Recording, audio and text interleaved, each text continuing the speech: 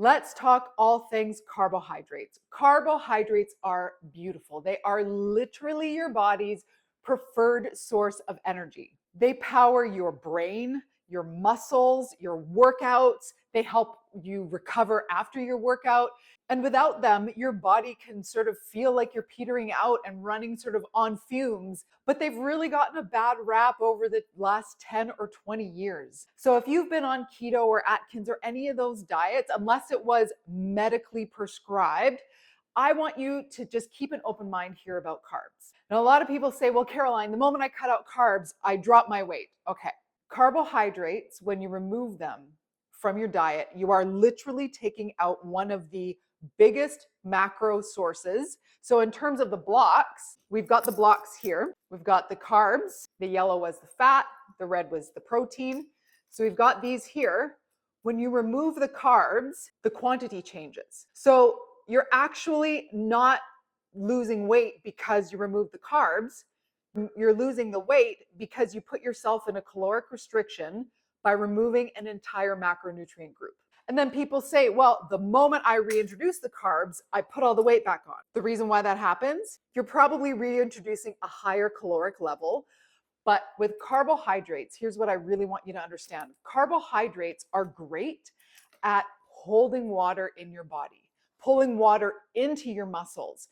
So that's why people will say, the moment I eat carbs, I bloat up. Well, you're going to feel bloated because A, you removed them, you removed the block, it's back. So now you literally probably just have more food in your system. And B, this is going to retain more water. Your body has to become more efficient at A, using the calories, the quantity you've added back in, but also your body has to get used to processing that water that carbs will actually hold on to. So it's all okay. Your body just has to get used to it. So now that we've established that carbohydrates are not bad, they're great, your body loves them, your brain loves them, and your body also loves storing them as energy, glycogen in your liver and in your muscles.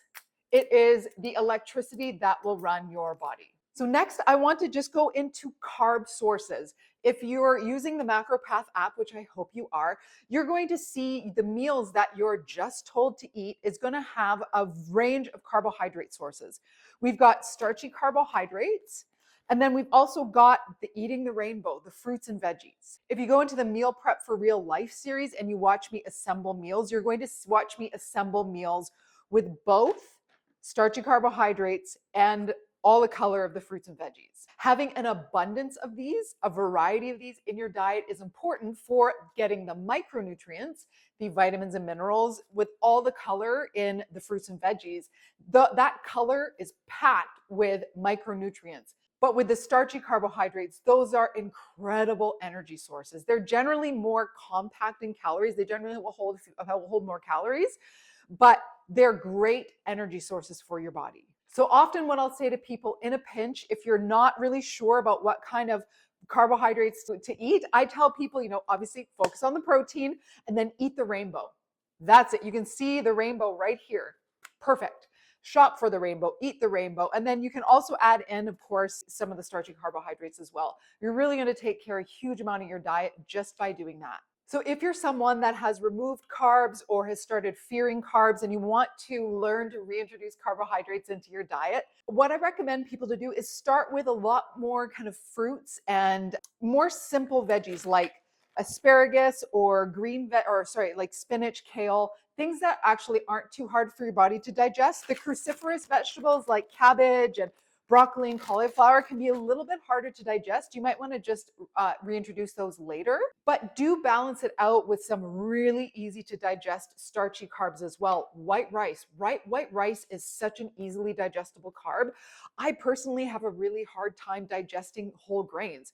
Brown rice, quinoa, amaranth. Those are really healthy, by the way. A lot of people are fine on them. I highly recommend them, but I just know for myself, I need more easily digestible starchy carbs. But oatmeal is another really great one. Obviously very popular for breakfast. Legumes, super great for getting a good starchy carb. Potatoes, rice, pasta. So try to introduce these in smaller quantities, get your body used to digesting them again.